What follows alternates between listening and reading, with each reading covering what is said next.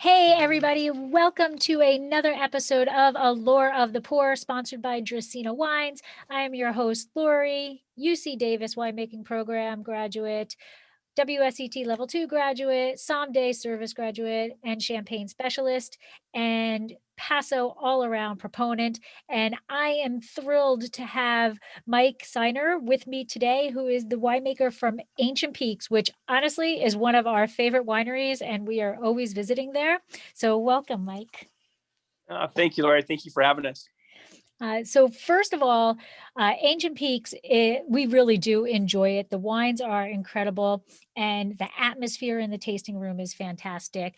But they're not, just for people to realize it, they're actually not in that main section of Paso Robles. You got to do a little drive down the freeway to get there, but well worth the drive. And it's literally like 10 minutes. So it's nothing out of control. So in fact, what is the exit? The street that you get off? Do we It's know? just the Santa Margarita exit Santa Margarita. town. Yeah. 22 miles south of Paso Robles. Yeah. And a little town of Margarita, got about 1,000 people in it, no stoplights. So it's hard. We're hard to miss. No, that is true. No stoplights at all. You can just keep going straight to the winery. And is the cow still there? Oh yeah. Yeah, Cinnamon, okay, the great. Yes, still there. Then we've got the art cows from the cow parades, Right. which are these that's still out front too. Right. So. So that you can always find them right there. So thank you for joining me, taking time out of your busy day. My first question always in these interviews is the origin story. Everybody has that moment that they were like, you know what? Wine, good stuff. I want to make this my career. So go ahead. Let's hear that origin story. Yeah, it goes back now a few years, 1991 or so, 92. I went to Cal Poly here, San Luis Obispo. And when going through school, had to work to help pay for school. And I never had wine. I grew up in the San Joaquin Valley in Visalia, California is my hometown. Oh, and I'm in Fresno right now, by the way. Oh, cool. There you go. So I grew up over there. There was no food or wine background. My dad, our family didn't do it. He sold construction equipment, owned a junkyard for a little while. And so, no food or wine background, but moved here to Cal Poly. I studied industrial technology, and a friend of mine was working in the wine business. And I was 21. And I thought, hey, that sounds good. I needed money, and got the interview and got the job, and drank my first 3 bottles of wine the night before the interview. So it was random.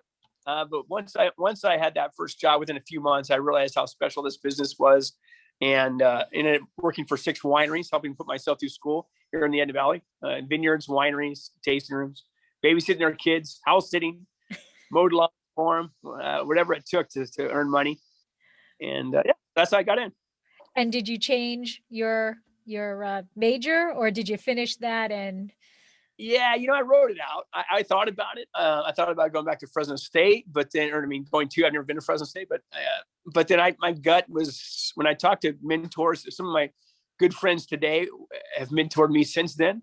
And everybody said, hey, look, if you want to be a corporate winemaker, you probably need a degree and goes, but I knew I'd be independent at some point. And my style is not corporate. So I knew, I just stuck with it. And I learned so much working with those guys. And then also I had the great opportunity. I started working for Art Mondavi in 1994. So he owned Byron Winery in Santa Maria. So once I got that job, I was like, okay, I'm working with some of the best in the world. I just finished up at Cal Poly and started working at Byron. Yeah, I'm very happy that we went through UC Davis because I thought it was very educational. But I say it all the time: is the books can't tell you what Mother Nature is going to do. The books can't tell you those spur decisions, on the spur of the moment decisions that you've got to make when you're in the vineyard and things are happening. So it really is a hands-on learning experience. Yeah. It's good to have that background. Yeah. All right, so let's talk a little bit about the history of Ancient Peaks. So it was founded by 3 lifetime or longtime friends, right? So, and they purchased a ranch. That's how they started, correct? What was their thinking back then? Yeah, so we go back. We started the company in 2006, and so the 3 families, the Rossies, the Filipponis, and the Whitstrom, there's 3 local families.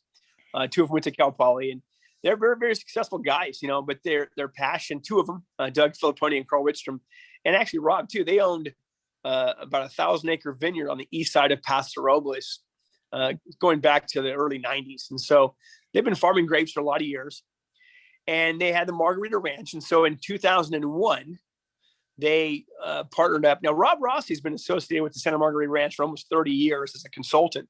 But in 2001, he was able to acquire the ranch. And so that's when he brought in his partners, Doug Filipponi and Carl Wittstrom. So the ranch itself is 14,000 acres. Now, at that point, there was no grapes on it, but Robert Mondavi from Napa was on a big acquisition mode to acquire vineyards, land. They were expanding their vineyard holdings. And so meetings occurred, and once Mondavi looked into these soils at the Margarita Ranch, the weather, and they wanted to buy the ranch, and the boys said, "Hey, we'll lease you something." And so that's what happened. That's how the vineyard got planted, was through negotiating in 99, and really in 01, 99 through 2001 is when the vineyard was planted by Robert Mondavi, because Mondavi had about a 36-year lease on 1,000 acres. So that was the original idea, was the families were going to sit back and just get a lease check every month from these guys. But Robert Mondavi left the wine business for a short period of time. So he sold his company, and then the company who purchased them really didn't want to be growing grapes for a living. They like to market wine. And so in August of 2005, the three families bought the lease back. Oh, okay. And then come the end of vintage of 05 is when they called me. So Doug Filipponi called me. I was the winemaker to it's called Chamisol today. It used to be called Domaine Alfred. And just got on the phone and started talking, and got together, a couple of meetings, a couple of cups of coffee, and decided to start a company, which is called Ancient Peaks now. Okay. And that's my next question, is why the name Ancient Peaks? It's really for the mountains. The vineyard itself it's the foothills there, this Santa Lucia mountain range, as it terminates into the Santa Maria River. And so as you're down in the vineyard, it's surrounded by mountains, and those ancient peaks was really what has the parent material, for a lot of the soils that we grow in. And just sitting out there in the vineyard, because again, we've got about 1,000 acres of vineyards, but you can't see any roads, highways, and you can't see it from the road. Well, actually, we have some new planties now. You can see a little tiny block, but for the most part, you can be in this vineyard, look 360 degrees, and not see anything but mountains. And so it really, when you're there, you see it, and you definitely feel it. And like I said, I've been to the winery loads of times, but where exactly is where is the ranch in relation to the winery? Yeah, so you Paso. So the town of Santa Margarita is actually inside the ranch. It's a very unique situation. So when you exit the 101 to come on to to go to Santa Margarita town, you're on the ranch itself. The ranch is on both sides of the road. Oh, okay. So just south of the town of Santa Margarita, by a quarter mile, the vineyard starts, and it goes back about 6 miles. Okay. Yeah, I've never actually been to the vineyard. I mean, I guess physically been in the vineyard, but I guess I have been driving through the ranch without even knowing it. And I guess that's why there's no lights or anything, right? We don't want that in. Yeah, it's a weird relationship. The town was actually Patrick. What was his name? Patrick Murphy owned the ranch in the 1800s, and he actually gave away the 200 acres to form the town for free, and then he gave that land to the Union Pacific Railroad. And so on the Santa Margarita Ranch, as long as they put a spur on the ranch, because his money was selling cattle from the Santa Margarita Cattle Company to the beef for the 49ers of Northern California. So he wanted his own spur to go through his ranch, and they agreed to that. And so he gave them the land for free, and they auctioned off the lots that you see today to raise money to cut the tunnels through the Cuesta grade. So the Northern and Southern California was connected on the Santa Margarita Ranch in 1880, and that's the year the town was formed. Oh, so now I guess that is my answer to my next question, because on the website it says the Margarita Ranch is steeped in Mission era history and Wild West mythology. So I'm guessing that's, being able to cut through the Cuesta Pass. That's the Mission era history, but do we know what the Wild West mythology is? Yeah, there's all sorts of stuff. I mean, it even goes back. There's a arrowhead dated 10,000 years ago, found on the ranch today in the Santa Barbara History of Natural Museum of History. So that's Cro-Magnon, right? That's early. Wow. As far as the phase as well, Junipero Serra. So, if you grew up in California, the 26 missions. And so there's a building on the ranch called an Asistencia. So the Asistencia is a small mission building in between two missions. And so the general idea is each one of those missions are supposed to be one day's travel apart, but some of those travels are pretty serious travels, such as going up the grade. So they, those friars built a small building that's still there today called an Asistencia. So that's that era. And then forward from that, Jesse, I'm sure if you're in Pasos, the Pastoral's Inn, and that started by Drury James. So Jesse James' uncle. And so Jesse James reportedly came through. He got shot up and he rested here near his uncle's ranch up in Paso, but he came through the Margarita and kind of hung out for a bit. So that's kind of some of the old stuff there. And do you know anything? I had never heard of this before, and then I read it somewhere, and of course I was like in a rush, and I'm like, okay, I'll come back to that. I'll come back to that, and then I couldn't find it again. Tunnels that Jesse James went through? Is that news to you too? Maybe I was dreaming it. That's why I couldn't find it again. You know what? Carl is one of the owners. He's kind of our historian. Boy, I love going out with him because I always learn more stories. He's always discovering stories. So I'll ask him up and follow up and see if there's from Jesse James tunnels. Yeah, something about tunnels that he was running through or whatever, and then I literally couldn't find it again. So it is a distinct possibility that I dreamt it and then couldn't. That's why I couldn't find it. But sometimes I have very vivid dreams. All right, so you started talking about Ancient Peaks in 2000, or you started working in 2006. And what was the winery you said you started at? Well, I started in 91 working for small brands in the Edna Valley, like Sausalito Canyon, Claiborne and Churchill. Oh, okay. Pierre Free. But then in fast forward to 2006, I was working at Chamisol Winery. Okay. And then Doug called me just to ferment some grapes from them. They had extra grapes. There's a large vintage. So I ended up fermenting 100 tons for them. And then we just got talking. And together we started a company. And today that company, became Ancient Peaks, basically. Okay. Oh, so that's what, you lead me right into my next questions because it says founding winemaker. So I was like, all right, that's a new one. I don't know what a founding winemaker is. So you actually are part of Ancient Peaks development. Yes, from the very beginning to yes, it was the three families were not really in the wine business before we started together. And so they had grown grapes for many years. They're amazing business guys. But together we started this company. And so I go back to before we had the word Ancient Peaks in the company yet. So we formed it all together. And as the winemaker in charge of winemaking, but most of the time, almost all the time, Stuart Cameron was my assistant winemaker. And about some years ago now, 3-4 years ago, we promoted him to winemaker. So that's really where that title comes in. Stuart really runs the day-to-day operations, which allows me to be in the vineyards with Jaime Munoz, our vineyard manager, just checking in with Stuart, and help with sales and just being that, I guess, the old guy now. I look around, like, I used to be the kid around. But yeah, right. I'm so old. So. Right. I remember when you looked around and everybody was older than you, and now all of a sudden, now they're looking at me as the old person. Another really cool thing about Ancient Peaks is that not only is the Santa Margarita Ranch, but it's also the AVA. So, like, how cool is that the AVA is named after your area, your ranch? Yeah, we're super honored by that. I mean, but it just goes to the uniqueness of what Santa Margarita Ranch and Ancient Peaks is. Back, I guess it was 2014, I believe, or maybe 17. I forget the exact year, but the Paso Wine Alliance got together and petitioned to have nestled AVAs within the Paso AVA. So first and foremost, we're Paso. But, the idea of having East Side, West Side divided by the 101 was ridiculous.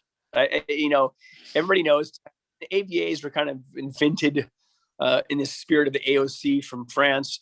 And you need to have, weather differences, soil differences. And for your name, you have to have historical presence. It has to be something historical that goes back a long time. And that's really where the Santa Margarita Ranch sub AVA came in, because that ranch has direct ties, written history going back to the 1700s still here. So That it was just a happenstance, but again, another unique aspect to Ancient Peaks and Santa Margarita Ranch. And now you also have a second vineyard, the Margarita Vineyard, or it's the same one. We're the Santa Margarita. It's the Santa Margarita Ranch. We have Santa Margarita Vineyard, but the brand is called Ancient Peaks. Okay. So yeah. Okay. So like you'll with our entry level wines, we don't put a state bottle on there. We could, but for our white label, for our we call Pearl Collection, our reserve wines, you will see that vineyard designation on the bottle itself. Okay, wonderful. And then, so all of your fruit is estate. You don't source from anything. Correct. Yeah, that is correct. We're net sellers, so we're selling fruit to people, good friends here locally. People from Napa come down. So we only bottle about 1/3 of what we grow under to Ancient Peaks. So that really is a key part of if we've had success is that, from our perspective in wine making and growing, we get to go out there and just, have the cut of the beef, and get know the blocks as well as we do and be able to utilize what we want to utilize and then share it with everything else we want to do with everybody else in terms of selling fruit. And how many varieties are under vine? Got about 16 different varieties. Yeah, mostly red. Yeah, mostly red. Our whites include Chardonnay, Sauvignon Blanc. Right now, that's all we had. A little bit of Muscat is still there, and so we've had Roussan, that's gone, and that's what for the whites. The reds are pretty Bordeaux heavy, Cabernet, Merlot. We've got some Zen, Syrah too, Petit Verdot, Malbec. That's Verdot and Malbec are probably. We have a lot of that for as far as total acreage. Again, everything's on a 14,000 acre ranch. Everything's just bigger. It's like Texas, and so. We just went and bought some quads. We bought 5 quads at one time, and so everything's bigger. So we look at Malbec and Petit Verdot. We've got like 40 acres of each of those varietals planted. Oh my gosh, that's got to be like the highest number in. It's big, yeah. In fact, I did a research. I did a heavy dive for a real seminar. I was a guest at the Iwani Lodge in Yosemite, and me and Dan Berger from LA Times. He was a moderator, and so I was there representing Ancient Peaks. And so I did a real lengthy discussion on Verdot and Malbec. And that year, I think that was, I forget the year it was, but we owned that ranch. Margarita here had like 9% of all the Malbec in California. So yeah, that's crazy. That is crazy. Significant. And we got small amounts we just put in some new Italian stuff. So that hasn't even come into the winery yet. But so we're playing with some Sangiovese, a little bit of Nebbiolo coming online next year. That seems to be a new up and coming concept for Paso. More people are planting Italian varieties and things. I get, Yeah, I think there was definitely some pioneers a while ago. Martin Brothers back in the day. I can remember it being kind of focused on it. But yeah, there's been some young brands, Jornada in particular. Right. There's some great wine. So we're excited about it. I think I know Stuart Cameron. That was one of his projects. He's really passionate about Italian wine. So we're like, all right, let's get some in the ground and see what we can do. Again, those are what we're not going to distribute those products. So we're very focused on what we distribute and how we go to market. So we don't. One of the things we don't do is have a lot of SKUs. For a company of our size, we only have 5 SKUs we sell in the country. That's it. Oh, okay. So, but 16 plus varietals and all sorts of quality, but when we go to market for wholesale, it's very focused. Whereas that small stuff I'm speaking to is you got to be a wine club member. You got to come in and taste some of the specialty wines. Right. And I think that's another thing that is the positive of Paso is how different varieties that can grow well in Paso, and I think that's one of the things that makes Paso, in addition to the people, because I think the people are better than any other wine region ever. But like just, you can grow what you want, and it grows well, and the soil accepts so many different varieties in Paso. And that's not true in a lot of wine regions.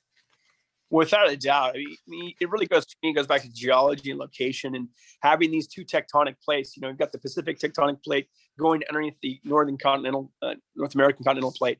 And it just leads to diversity of soil profile in a very short period of time. I mean, you're in Fresno, and I know the San Joaquin very well.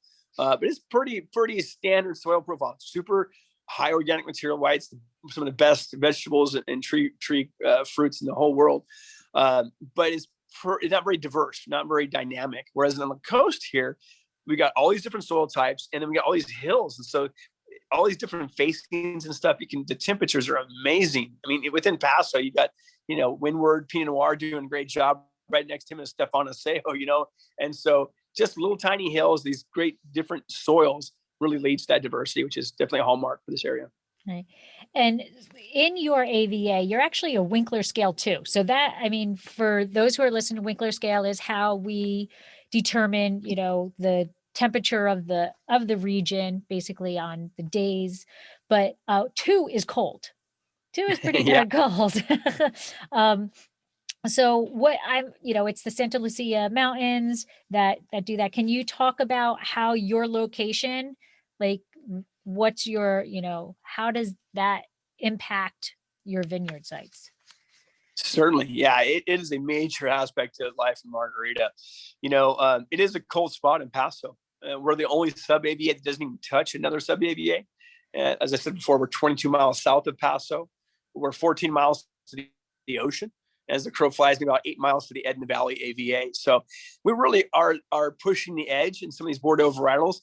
And again, one of the, to an example, back when we got together in 2006, one of the first things we did, we had block 33, 34, and 35 were all Cabernet, and it never got ripe. It was struggling for ripeness.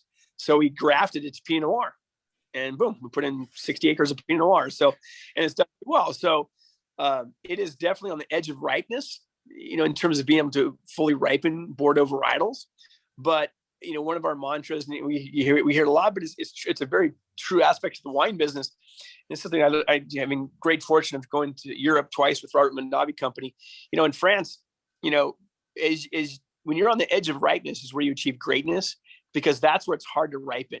And when things are easy to ripen, they're interesting, but they're not as complex. They might be good, they might be more consistent, but when you're on that edge of ripeness is where you can really achieve really interesting things. When you think about France, in particular Burgundy, when you go down south in Pouilly-Fuissé, yeah, it makes some good Chardonnay. It's nice. Cotigny and Cotillard, it's pretty interesting. Chablis gets really extreme. Up to Champagne, you're just changing what you're doing because you no longer can fully bring it to ripeness to what you're trying to do. And so it is definitely a challenge in Margarita. We have frosts twice a year. So we frost in the normal time period in terms of springtime, late spring frosts, but we've frosted in September's and October's too. So it is a challenging spot to grow grapes. And again, no longer do we have a second vineyard in ownership. The guys used to have 1,000 acres on the east side of Paso Robles. So, we're a team running 2 1,000-acre vineyards, and out there it was nothing. Everything was just so much easier. Your pressures were less for mildew. Ripeness was just easy and came in really early. And whereas the Margarita is definitely challenges, but at the end of the day, that's really why it's the absolute highest reason for the success of Ancient Peaks is its location of vineyard. And so when are you harvesting till? What's your last thing that you're bringing in, and when is that? Yeah, we've gone almost in December before, definitely that year in 06, it was after Thanksgiving when they call. So yeah, again, these last 5 years, 10 years, we've seen a lot of change. Of weather has changed a lot, but it's nothing for Paso to be 50% completed in the bar, harvested off the vine, and then we get started. So yeah, it's a long one. Wow. So I have said multiple times that I absolutely love your tasting room. And one of the things that I think is fantastic about the tasting room, which you guys have transferred over to your bottles, is that the cylinders of the soils that you have at the ranch. Yeah. And yes. So for those who are watching, okay, on the back of their labels, they have these soil types. And if you go into the tasting room, they've got these big fat cylinders filled with these soils. So can you, and by the way, this is the Renegade. Okay, this is the Renegade. So this is a Malbec, a Syrah, Malbec, Petit Verdot, Zinfandel, and Petit Syrah blend. So you want to tell us a little bit about Renegade and then talk about these lovely soils in the back of your labels. And I'm going to enjoy Certainly. Yeah. you doing that. Yeah, no, Renegade's a fun wine. Our first vintage is '09 with that. We had a Syrah before that, but we changed it into a red blend. And so Amanda Whitstrom Higgins, who's our vice president of all operations, and she came to winemaking and said, "Hey guys, do a blend, but it has to be based on Syrah, but use whatever you want to finish it." So that's where it'll always be the majority varietal will always be Syrah for us. But then we started getting into Bordeaux's, Malbecs, Zins. We've done Merlot in there. We'll put anything in there. We just want to make a great wine. It's fun. And what's great about Renegade for us from a winemaking perspective is that one of our, over in the varietal category for us, the Cabs and Merlot, the Zins, having varietal typicity is very important to us. It's part of our founding mantra in terms of bringing forth the varietal correctness. We really saw we just see so often people are pushing ripeness or oak influence to push a wine into it to get recognized, and not so much varietal typicity. And so we really work with that within our wines. But then with Renegade, we can push ripeness a little bit. We get to that kind of little heavier structured blend wines. That's a little more creative in winemaking. As far as the soils on the ranch, yeah, it's really what we focus on. We don't do a lot of clonal work, and I think that stuff's all been played out pretty well. So we're really focused on the flavor aspects and what comes of each soil type. And so we really felt it was important to reflect onto each bottle. So for each varietal and where we predominantly gotten the grapes from, is you'll see that down to the exact soil profile. We have 5 distinctive soil profiles we've identified on the ranch.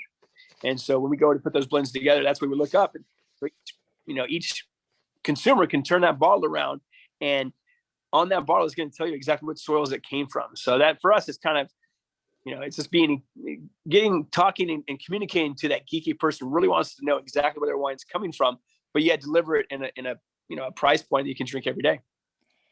And so as I'm tasting this, I think on the nose it's very much a Syrah, and it's 37%, but on the nose it's very much Syrah. It's got that like meatiness to it, that gaminess to it, but it is staining my glass.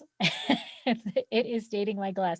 So I'm gonna go with a little Petit Syrah, and Petit Verdot is doing that. That gives it the body, or the color, I mean.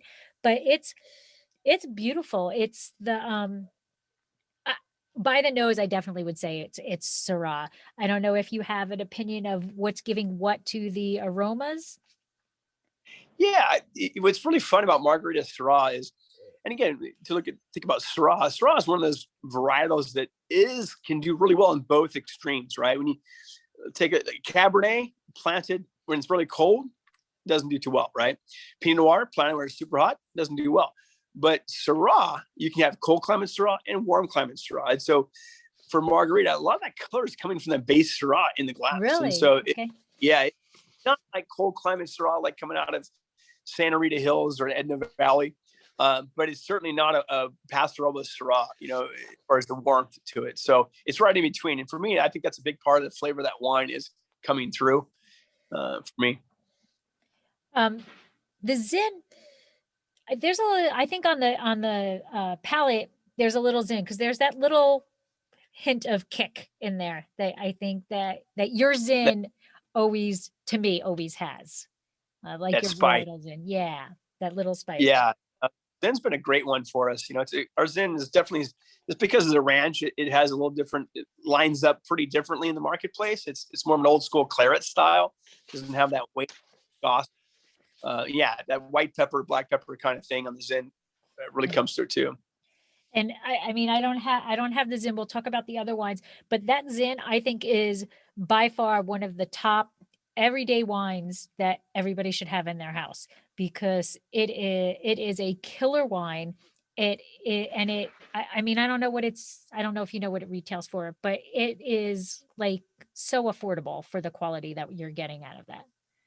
Yeah, it retails around 20, but 20. Wine Clubbers are getting that stuff for $18. That's how we started the whole company.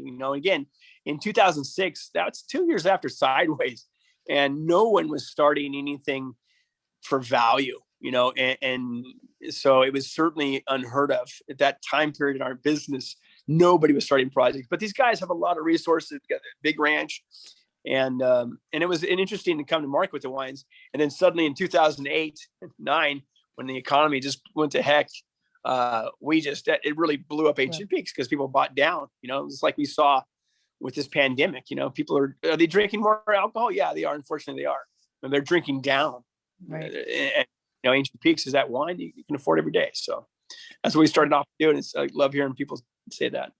Yeah, and I think it has the quality of what every wine drinker wants is, all right, so it's $20, but it tastes like 50, and it's so much better when it's in that direction than the other direction, right? Yeah. When you look at our scores, reviews and stuff, that's often we're just getting, for quality price ratio. I mean, that's exactly right. When we line up our wines, even when we have some reserve wines, we've got an Oyster Ridge at $60 a bottle or something. And yeah, we go head to head with people from Napa anywhere, and we always do really well. And that's really the Ancient Peaks, the take home, and what people really know us for is just over delivering. And that's at that price point, you got a wine that's one vineyard, certified sustainable, family owned, and now we've got a few years putting it in. So we do have a track record. So of these 5 soil types that you have, which in its own right is so unique that you've got one ranch that's got all of these, right? Normally it's, this AVA has this soil type, this AVA has this soil type, wherever you are, but you've got these 5 soil types within your one ranch. So how was it trial and error? Like, what are you planting on the ancient seabed, and what are you planting in the shale, or you got a whole bunch of varieties in that so that they can express themselves differently? What's the logic behind your plantings? Yeah, we don't really have, as we're putting new stuff under vine, mostly it's redevelopment. We only have one kind of block we've planted fresh. It's not so much about matching the varietals to the soil types, but it's more about having diversity. So with a given area, we're not just going to put Cab or Merlot in. We're going to put a little bit of a few different grapes there. So for me, it's about having the diversity and having all those soil components represented through one varietal in the end. So it's layers of complexity. That's really what we see, and we see that some of these clones, some of these plantings come earlier, some of them come out later, and it just brings a complexity to the wine. It's derived right back to this having diversity of soil. So I think to me, it's always about diversity versus just having that one singular flavor. And that's what's going to add to the dimension in the wine. That's what's going to, so each time you take that sip, there's something different that you can find in that wine. Exactly. And Stuart and I are tasting wines. It's, we got Cabernet on every soil. Cabernet is so strong. We have so many acres of it. We have it on every soil profile. Some of it replicated, row orientations also. So yeah, it is just, it's amazing how different. Again, the vineyard, it is unique. I mean, it's 6 miles tip to tip. So there is a lot of different slightly different weather experiences, but yeah, it brings the complexity and diversity. The diversity is bringing the complexity. It's a good thing you've got those quads now. 6 miles, yeah. Get a good workout. Oh, huh? There's something to get on that. Yeah, just to go 6 hours, and then you get to go fix a machinery, and then suddenly you're like, oh my gosh, you forget your shop, and it's wild west stuff out there. That's wonderful. That's actually pretty cool. So going back to the Renegade, okay, with all of these soil types and all of the variations of your plantings within these soil types, take me through your blending trials for Renegade. So I'm assuming everything is fermented independently. You're not co-fermenting anything, or are you? No, it's pretty much independent. Okay. We've got co-fermenting small experiments going on, but from a strategic perspective, they're pretty separate.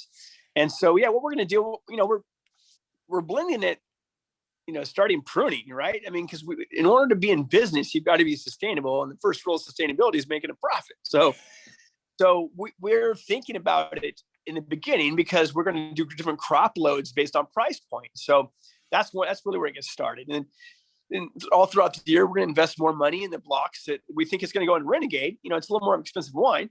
So therefore we can spend a little bit more on the cost of goods. And so we're going to try to do some better viticulture to certain areas for that. And then when it comes to the kind of the normal think about blending of a wine, Stuart and I are going to really take a deep dive in Syrah, taste every Syrah we have, and just put a food chain together. We call it food chaining it. So we say, this is our best one.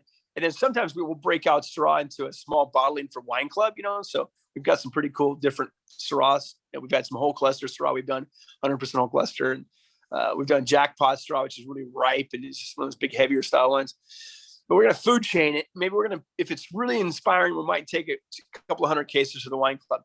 And then we get to that volume where we feel really comfortable in 100%. Because before that, they've got to give us what is needed for the next vintage volume wise. Then we taste that wine and ask ourselves, okay, how can we improve this wine? And so in certain years, for a lot of times it's Petit Verdot. Malbec have been really the supporting cast for that wine.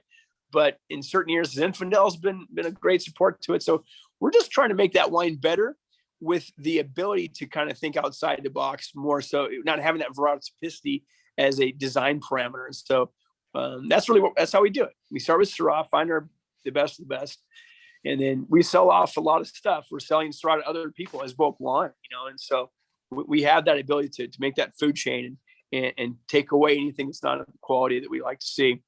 And then we're just going to add the other varietals and see where it goes from there. So it's like mad science. I try to explain to people what it's like, right? You're like, okay, well, this year, and that's what's nice, I think, when you do like something like a Renegade, is because you're Syrah based, but you're not tied in to the other varieties being in there. So some years you may have Zin, right? Some years you may not, right? And your percentages change. So it's kind of like play day, play days, I'm guessing, with your how many you've got.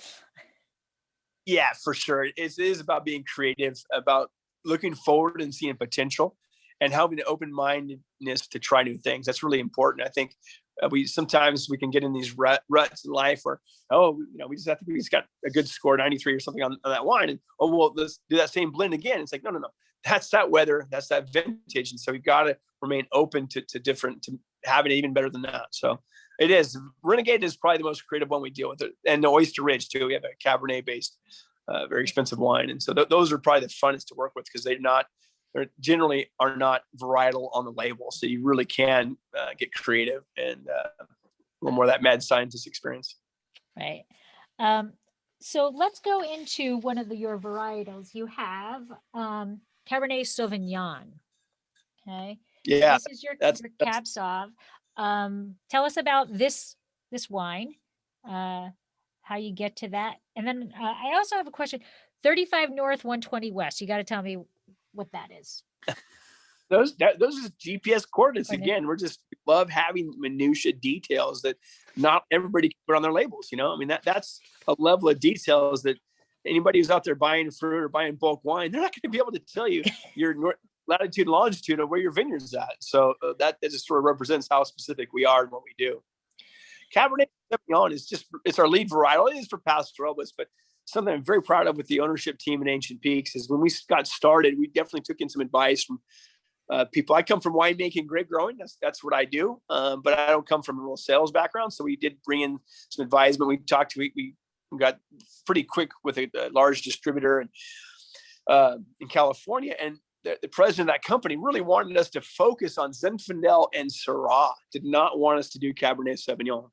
This is back in 2006. We're showing the 2005 wines. And so Cabernet really hadn't kicked up as much as you see today. And so we heard that from them, but we came home and tasted and just made our own decision. We said, you know what, we're going to focus on Cab.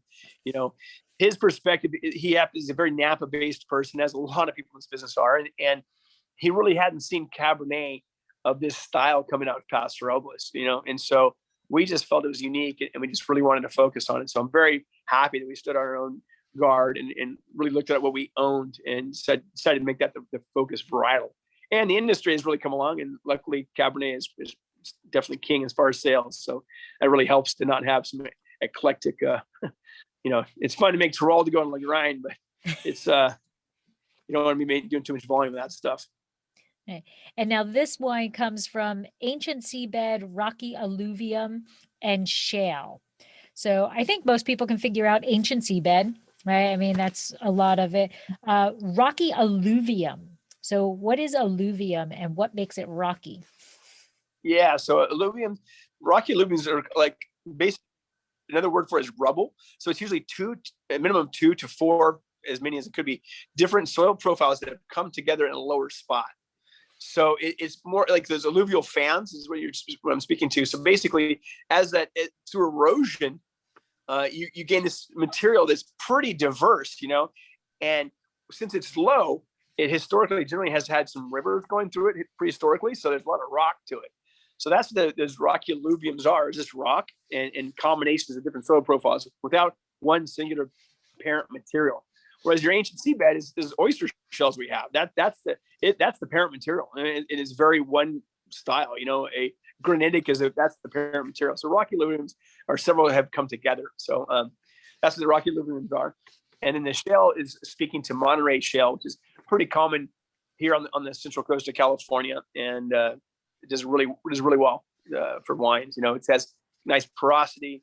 The actual stratified shales themselves hold water really nicely, kind of like limestone does, where it brings water in and it releases it much slower than when it percolating through the soil itself. So you'll find that when you have that really light soils that percolate very quickly, yet those shale will help maintain water, which is a great benefit for the grapes. Excuse me. And now the vineyard itself, you had kind of mentioned it a little bit, but I want to get into it more, is SIP certified. So can you explain, I mean, I love hearing that. So can you explain to my listeners what SIP certified is, and a little bit, because it is entailed, what is required in order to be SIP certified? Certainly. So SIP certification is a sustainability in practice. So that's what the acronym is. So when you think about ecological farming, you basically historically three different components, right? You've got organic vineyard, you might have a biodynamic vineyard, and a sustainable vineyard.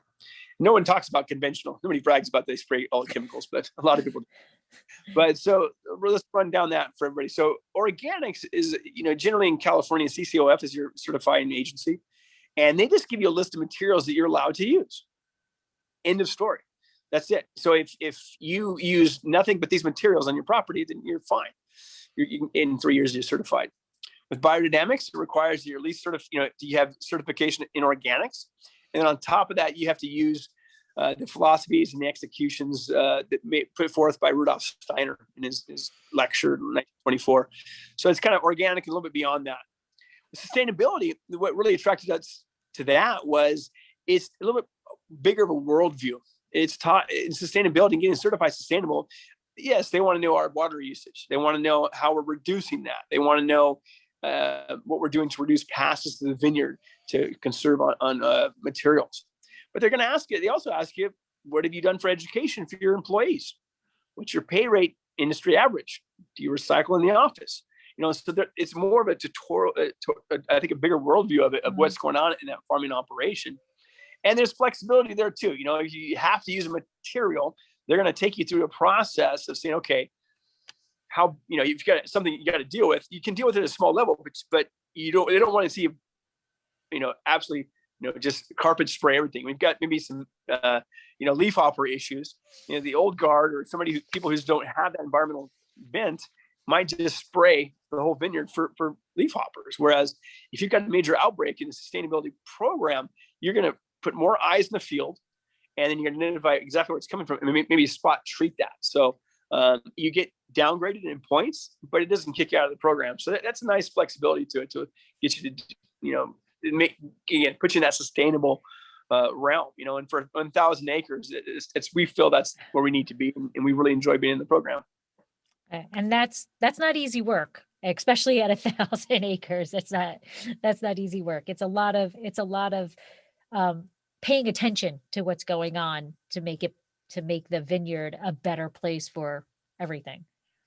Without a doubt. And that's really the first rule of anything ecologically farming, is you got to change your own perspective, your own personal worldview, and how you look at things. And so, we think it makes better wine. We think it makes better environment for our people to work in, and that's why we do it. Awesome. And now the last wine that we're going to talk about is your Chardonnay. Okay. Yeah. So 2019 Chardonnay. Is this 100% Chard? Yes, it is. It is 100% Chardonnay. It's approximately 4% tank fermented, plus or minus. So, and then we've kind of got definitely down as far as style with that wine. And that is the newest wine that we're distributing nationally. Okay. And so it was been really fun. Amanda and her sales crew really put Stuart and I through the ringer. We tasted a couple of hundred Chardonnays over the course of a few weeks, every price point, but just tons of them. And just sort of really every wine before that was this kind of like a startup mode. We're just doing it. Whereas Chardonnay was really thought out. I thought it was really great experience to go through. And so, and again, it's a varietal that, you don't think of Chardonnay and Paso Robles too often, but again, it really shows how cool we are in Paso Robles. And we spent a lot of time taking it to market. We probably made Chardonnay for 4 to 5 years before we actually distributed one that we were comfortable with. We felt that the combination of quality, price point was there for us. So mostly tank ferment, a little bit of barrel ferment, but all off the estate. And so it is, you have 5 months in stainless steel, which is 70%, and then 30% French oak. Is that a combined of new French oak and neutral, or is it all neutral, all new? It's a combination of both. Yeah, the oak program, we've got some barrel ferment, and we do another Chardonnay called on the Pearl collection. So that one's got a lot of new oak. We use Demi as our preferred cooperage out of the village of Meursault. And so, those barrel ferment lots, we'll go through those lots. Again, food chain, like I said earlier, find the best of the best. That gets bottled as Pearl Collection Chardonnay, which is in the tasting room only. And then that other component, we'll lay that into the tank ferment and stuff and just see where we're at. That percentage is going to really, it bounces around a little bit depending on the vintage and how it's expressing itself through Chardonnay. And now I just found out when we first started talking by looking in your background that you do also make a sparkling. So we need to share the information about your sparkling. We do, yeah. In Ancient Peaks, we just started playing with it. Boy, the ownership talked about it years ago when we started, but we held them off and said, "Hey guys, let's get focused." But as the company's grown, Stuart's got a great team he's working with, and we felt it was time to start to experiment with that. So a couple of vintages ago we started making some sparkling wines, and so we're going to be launching 2 separate wines here this year. Again, very small volume wine club, pretty much, you got to buy it at our place, but we're going to kind of have a nice reserve style one with longer in barrel, more of that rich, creamy style. And then one's lighter, fruitier. Pinot one's has Pinot Noir as its base, and one has Chardonnay as its base. So both done in method Champenois technique. But something new on the horizon for. That is awesome. And that brings in like a whole other ball game into the winery. I mean, that's like a whole other process, winemaking process to deal with sparkling wine and pet, or pet nats or whatever. I mean, nervous, excited, combination of both. Like it's a whole different ball game. It really is. I'm not a very technical winemaker. I never have been. I'm very focused on grapes and the techniques I picked up in my travels, and it's very old world in what I do. And so I've stayed away from champagne. I just rather buy it. Same with port. I'd rather buy port and buy champagne. I don't want to make it. But I started with Petriol Natural, pet nats in 2015, and gained personal experience, for 3 or 4 years before we launched the program in Ancient Peaks. So we feel comfortable doing it now, and but we'll see. I think it's something we're all excited about. So, but rubber meets the road is when you get it out there and you get the public to taste it. So hopefully sometime this year that we'll get to taste the first sparkling wine from Ancient Peaks. Fantastic. I can't wait. I will be in line for that tasting. All right, so we're almost out of time, but I want to get into a little bit because in addition to just making exceptional wines, you guys also have Oyster Ridge and then the Margarita Adventures. And so it's like a come for wine and stay for so much more. So you want to just give a little bit more information about that? Oh, certainly. It's part of these guys owning a 14,000 acre ranch, and they're the first families in the history of the ranch. And again, I guess, the recent history, when I say recent, I'll call it early 1800s. They're the first owners of the ranch to actually work the ranch themselves. So every other owner had owned it from afar, whether it was up in San Francisco, out in Texas.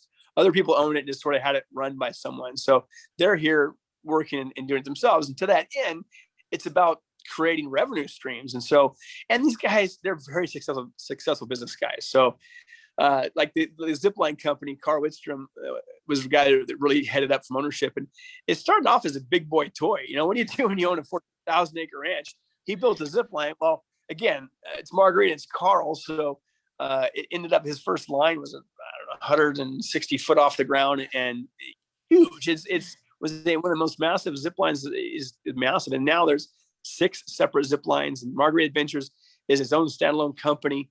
It's got its own employees, and it's got all these Hummers, and it's now a 2.5 hour tour, and is really a destination. And the governor of California gave him an award for tourism. It was such a unique experience, and so that has been great.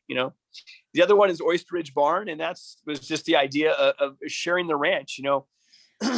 The zip line and the barn is kind of that same thing. Agriculturalists, and as you know from the San Joaquin Valley, a lot of time agriculturists are not that good at telling their stories, and so we really worked on that. And so that zip line, we worked a lot of that zip line and the Oyster Ridge Barn into telling the story of agriculture in Santa Margarita Ranch. And so it's a great wedding venue. Basically, it's a beautiful barn. It's totally outrigged and it's built for speed for big parties and big weddings. So it's smack dab right in the middle of the vineyard.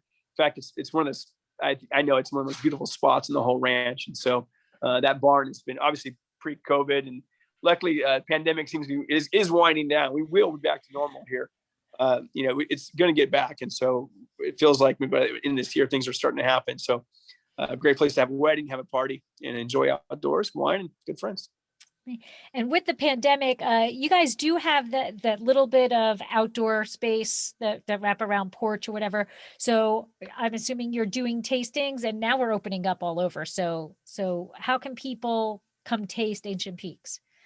Yeah, come on in. You can walk in, see there's a table available. You can call ahead for reservation, but we got quite a bit of seating outdoors. And so, yeah, just come on in and see what's available. If it's weekends, it's always better to call ahead and make some reservations, but walk-ins is there too. So, and we have a cafe that still continues to operate. So good. Really, so good. Oh yeah, they're doing a great job in there. And those grab and go things really helped us turn the hardcore lockdown. People just, grabbed a couple of dinners and a couple of bottles, went home. So, the cafe's operating, and we're pouring wine outdoors. So.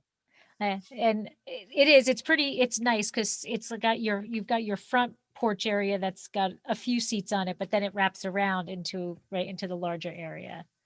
It does. Yeah. I don't know the exact seating number outside, but it's a good 40, 20 to 40. Yeah. More than 20. Yeah. It's a good area for sure. And last year they installed misters too. So when it gets hot for the summer, everybody nice and keep everybody cool. Fantastic. And then just last, where can they find Ancient Peaks on social media? Just Google Ancient Peaks, and they're everywhere. Yeah, I'm pretty sure we feed Instagram, and that populates Facebook, and I think it populates Twitter. Instagram is a great place to stay up with what's going on. Or the team, Amanda's got her team, and they just do a rocking job. So everything's quite a bit up to date and pretty robust. Website is solid. I get that feedback from my wholesale friends or dragging the bag, selling the wines out there around the country, that all the information is there. We really make it really easy to people to acquire that information. So quick Google search, you should find everything you need. Okay. And then the Renegade is tasting room only or club, No. or is that out in distribution? That is one of the distributed wines. So you'll find 46 states around the country. Okay, wonderful. And they can just go online and place an order. And as long as they're not in freezing Texas or New Jersey, New York, the shipping can go. You bet. Yeah, we ship to almost every state. It's definitely a robust, that type of company. So, yeah. Awesome. Well, thank you so much for joining me. I appreciate you taking your time to share all the information about Ancient Peaks and the wines. And this Renegade is absolutely beautiful. Here's a label one more time. And I really do love how there's just so much information and easily to understand so much information on the labels. It really does show that not only are you proud of the wine, but you're proud of the area. You're proud of the grapes. You're proud of everything that goes into that bottle. And you're claiming this is my stuff, and that's what's fantastic, And it really is. It is beautiful. It's got so much. it's opening up. I had just opened it right before, but it's got so much dark fruit and blueberry and dark cherry and all of that in it. And each time you taste it, as you saw, I was like tasting as you were talking, it just gives you a little bit more. It's even now has a little bit of chocolate coming out of it. Um, so it is a lovely, lovely wine. And we will be diving into the other two bottles, and they will be going on social media. But thank you so much for taking your time. Okay. And I appreciate you sharing your knowledge and your information about Ancient Peaks. Well, Laura, thank you for having us on. We really appreciate you and you telling all these great stories about wine, man. It's great to get that out there. We really appreciate being part of it. Awesome. Thank you so much. Have a great day. You too.